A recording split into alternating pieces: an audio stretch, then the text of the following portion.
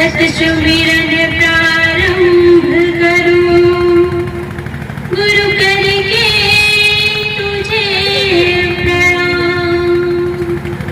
सत सुमिरन प्रारंभ करूं, गुरु करके तुझे प्रणाम। गुरु की महिमा अनंत है, मोशो कहीं न जाए। तन मन धन सब सौंप के चरणों रहा क्षमा।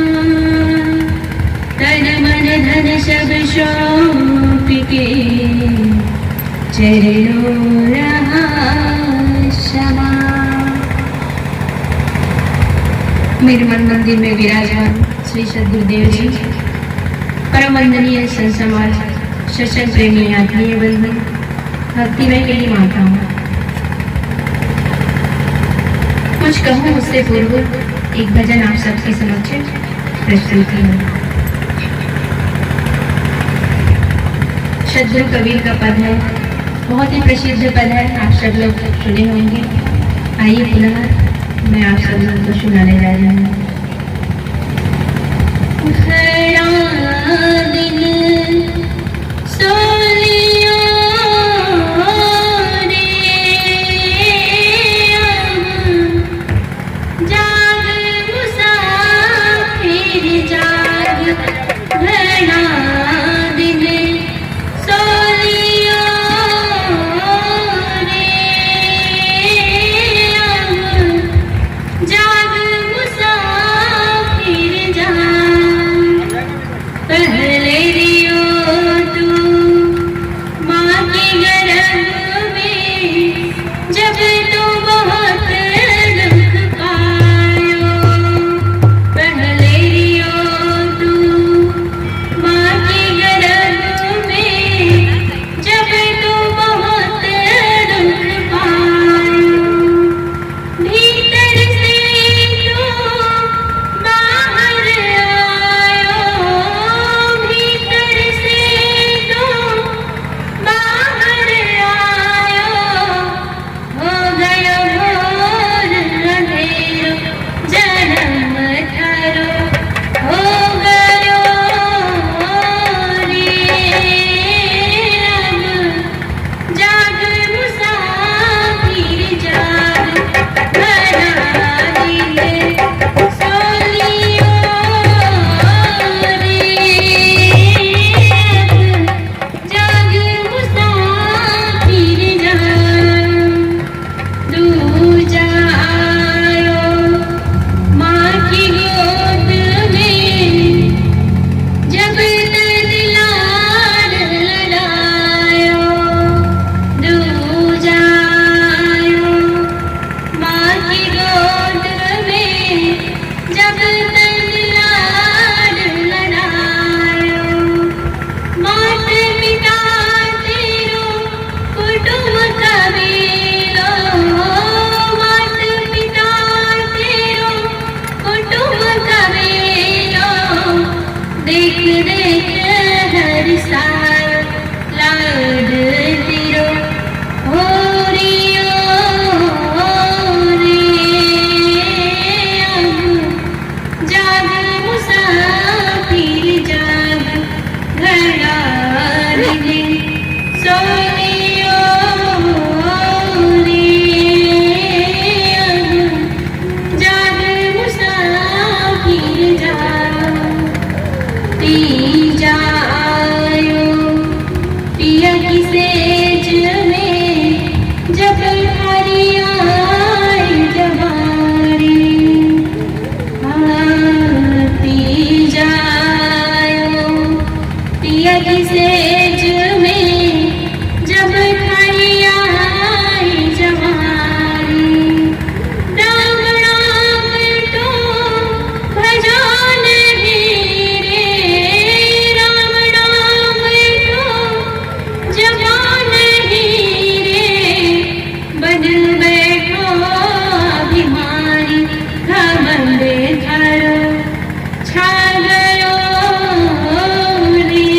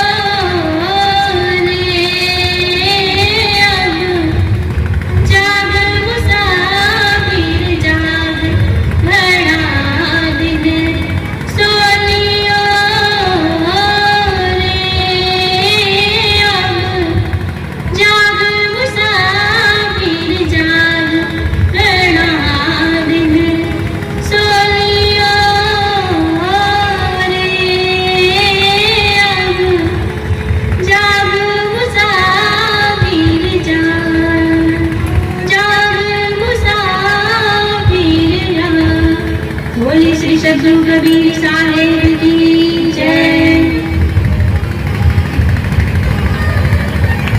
सज्जनों, बहुत सुंदर भव्य कार्यक्रम का यहाँ आयोजन हुआ है। आइए एक घटना मैं आप लोगों को सुनाने जा रही हूँ। ऐसे ही कार्यक्रम एक जगह पे हो रहे थे। बहुत सारे संत महात्मा आए थे। पंडाल में भीड़ बहुत जुटी हुई थी। सब बड़े ध्यान से एकाग्रचित होकर संतों की बातें सुन रहे थे, जैसे आज हम सब सुन रहे हैं। आप सब जानते हैं कि संत गुरुजन जो है हमको जो ज्ञान उपदेश करते हैं वो सिर्फ किताबें नहीं होती है। अभी हमारे संत जी कह रहे थे कि किताबों का अध्ययन करना चाहिए, उनसे हमको ज्ञान मिलती है, पर उन ज्ञान का चिंतन मनन करना चाहिए। और जो चिंतन मनन करते हैं तब जाके वो ज्ञान सही हो पाता है, नहीं तो वो सिर्फ जानकारी ही रह जाती है। और इससे भी बड़ी बात ये होती है, इससे बड़ा भी ज्ञान ये होता है कि जब जब हमारे जीवन में कुछ घटनाओं से अनुभव ना हो, हमको अपने जीवन से जब तक अनुभव ना हो तब तक वो ज्ञान सही नहीं होता है। लाखों हम पढ़ ले सुन ले, पर जब तक हम उसको जीवन में ना उतारे, जीवन में हम उसको सत्यापित ना करें, तब तक वह ज्ञान सिर्फ एक जानकारी ही रह जाती है। आज जगह जगह सत्संग हो रहा है। 20 किलोमीटर, 10 किलोमीटर, 5 किलोमीटर के बीच सत्संग का आयोजन किया जाता है। संत गुरुजन भी दूर दूर से आते हैं। जैसे अभी जितने मंच पे आप देख रहे हैं सभी बाहर के संत हैं। कोई छत्तीसगढ़ से आए हैं, कोई मध्य प्रदेश से आए हैं, कोई उत्तर प्रदेश से, बहुत दूर दूर से संत गुरुजन आए हैं। क्यों आए हैं? सत्संग करने ना। संत गुरुजन इतने दूर दूर से आते हैं हमको ज्ञान चर्चा बताने के लिए, उपदेश सुनाने के लिए, क्योंकि वो चाहते हैं कि जिस प्रकार हमारा जीवन सुख में शांतिमय हो गया है, उसी प्रकार से हमारे चाहने वाले, हमारे भक्तों का, हमारे जजमानों का जीवन शांतिमय और सुखमय हो। सज्जनों, इस बात का महत्व नहीं है कि सत्संग कितना होता है, इस बात का भी महत्व नहीं है कि सत्संग में भीड़ कितनी हुई थी, इस बात का भी महत्व नहीं है कि संत गुरुजन कितने आए थे, और इस बात का भी महत्व नहीं है कि संत गुरुजनों ने क्या बात बताई। महत्व इस बात का है कि हम संत गुरुजन के सानिध्य में गए, सत्संग सुने, तो उन सब में से कौन सी बात हम अपने जीवन में उतारें। महत्व है तो सिर्फ इसी बात की। सत्संग बहुत कर लेने से कोई मतलब नहीं होता है। उन सत्संग की बातों को अपने जीवन में जब हम उतारेंगे, हमारे जीवन में सुधार आएगा, तब सत्संग कराने का महत्व है, सत्संग सुनने का महत्व है। नहीं तो हम सत्संग में आए, 2 घंटा 4 घंटा संतों की वाणी सुने, उनके उपदेश सुने, और घर जाके जैसे का तैसा हमारा जीवन रह गया, तो सत्संग करने का कोई महत्व नहीं है। जाइए आप खेतों में काम कीजिए, जाइए दफ्तरों पे अपनी ड्यूटी निभाइए। यहाँ आकर टाइम पास करने से कोई मतलब नहीं है। आप लोगों को मेरी बातें कड़ी लग रही होगी, कोई नाराज भी हो रहे होंगे, पर मेरे कहने का मतलब सिर्फ इतना ही है कि हम सत्संग में जाते हैं तो संत गुरुजनों की 1-2 बातें तो अपने जीवन में उतारे। मैं ज्यादा नहीं कहती हूँ, हम इतने सारे लोग आए हैं, संत गुरुजन इतने आए हैं, सबकी बातें हम नहीं पकड़ सकते, चलो ठीक बात है, पर कम से कम 1 बातों को तो सूत्र समझ के हम पकड़ ले, उनको जाके घर में चिंतन मनन करें, उनको जीवन में उतारे। एक लागे तो नहीं हो सकता, पर धीरे धीरे तो उनको जीवन में उतारे। मैं लिख के दे सकती हूँ कि अगर आप ऐसे ही हर सत्संग से एक शब्दों को, एक छोटा छोटा सूत्र, एक छोटी छोटी बातों को लेकर अपने जीवन में उतारना शुरू कर देंगे, तो आपको खुद को नहीं पता चलेगा कि कब आपका जीवन सुंदर हो गया, कब बिगड़ा हुआ जीवन से सुधरा हुआ जीवन हो जाएगा, आप खुद नहीं जानेंगे। सज्जनों, मैं बता रही थी कि ऐसे ही सत्संग हो रहा था। संत गुरुजन अपने ज्ञान चर्चा कर रहे थे, उपदेश सुना रहे थे। सत्संग समाप्त हुआ। एक जिज्ञासु बंधु संत गुरुजन के पीछे पीछे चले गए। उनको किसी बात की जिज्ञासा थी कि मुझे संत जी से एक बात पूछनी है। आश्रम पहुंचे, उसने संत से उनको प्रणाम किए और उनके पास बैठ के बोले, पूछने लगे कि गुरुजी एक बात मुझे बहुत दिनों से खटक रही है, मैं उनका जवाब नहीं जान पा रहा हूँ। एक प्रश्न है मेरे दिमाग में, हम सबकी भी बात है, जब दिमाग में कोई सवाल होता है, उलझा हुआ प्रश्न होता है, तो किसी को भी चैन नहीं आती है जब तक वो उलझा हुआ समस्या हो या प्रश्न हो, जब तक उसका समाधान ना मिले। ये सबके अनुभव की बात है। तो सज्जन जाके संत जी से पूछते हैं कि संत जी, मेरे दिमाग में एक उलझन है, एक प्रश्न है, कृपा कर आप मुझे इस उलझन की, इस समस्या का समाधान बता दीजिए। संत जी मुस्कुराते हुए कहते हैं, बताओ बेटा क्या बात है। तो वह व्यक्ति कहता है कि संत जी, मुझे ऐसे कोई ग्रंथ का नाम बता दीजिए जिससे मैं अपने जीवन को जानूं, अपने जीवन को समझूं, जीवन के जितनी भी रहस्य है, गुंथियां हैं, उसको सुलझा सकूं। पर वो तो पहले संत जी जिनकी खुद की ग्रंथियां मिट चुकी थी, वो किसी को किसी ग्रंथ में क्यों ले जाते। संत जी कहते हैं कि बेटा, अगर अपने जीवन को जानना चाहते हो, जीवन के रहस्यों को सुलझाना चाहते हो, तो मैं तुमको कोई ग्रंथों का नाम नहीं बताऊंगा। ये बहुत ही सुंदर सलूशन मैं तुमको देता हूँ। संत जी कहते हैं कि बेटा, अपने जीवन को जानना और समझना चाहते हो तो ये प्रकृति एक खुली किताब है, जिसे पढ़ के तुम अपने जीवन के रहस्यों को जान सकते हो, जीवन की गुंथियों को सुलझा सकते हो। वह व्यक्ति समझ नहीं पाया, क्योंकि संत जी जो होते हैं, कभी कभी गुट रहस्य बात कहते हैं तो वो साधारण व्यक्ति समझ नहीं पाता। वह व्यक्ति सोचने लगा कि ये क्या कह दिए, मैं तो साधारण सा सवाल लेके आया था, साधारण सा प्रश्न लेके आया था कि मुझे कोई ऐसे ग्रंथों का नाम बता दीजिए जिसे मैं पढ़ के अपने जीवन को समझ सकूं। पर संत जी तो मुझे उलझा दिए। इस प्रकृति से मैं क्या सीखी हूँ।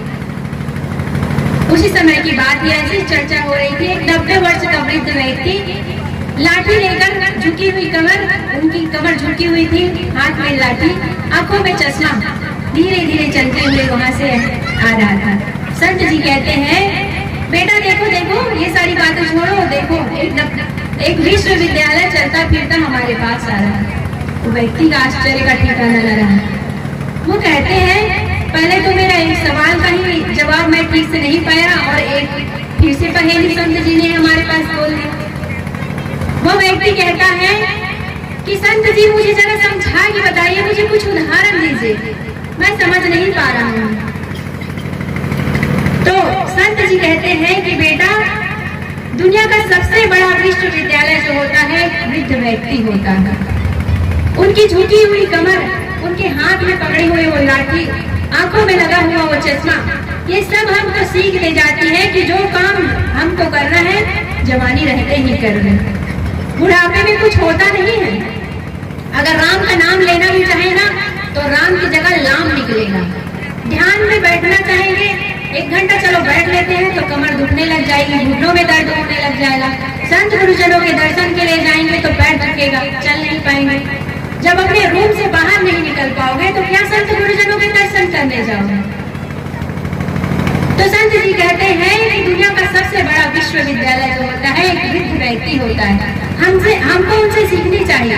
वो व्यक्ति समझ जाता है। फिर प्रकृति के बारे में कहता है कि प्रकृति कैसे खुली किताब है। तो ये सब आप जानते हैं।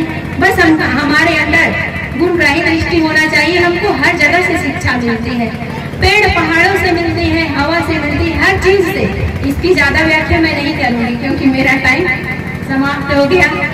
तो मेरे कहने का मतलब ये है, मैं विशेष आग्रह आप सब लोगों से कह रही हूँ कि आप जहाँ कहीं भी सत्संग में जाए, वहां से सिर्फ एक छोटी सी बात हम गुरुजनों की लेके आए, उनका चिंतन मनन करें उनको और अपने जीवन में उतारे।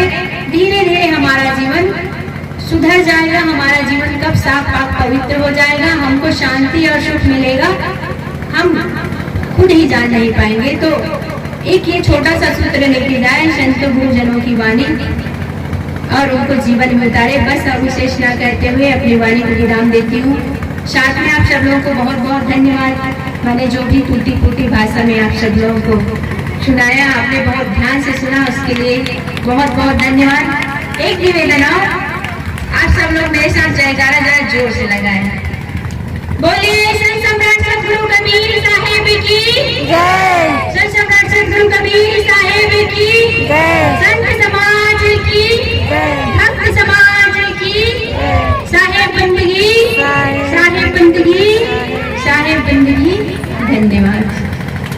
बहुत बहुत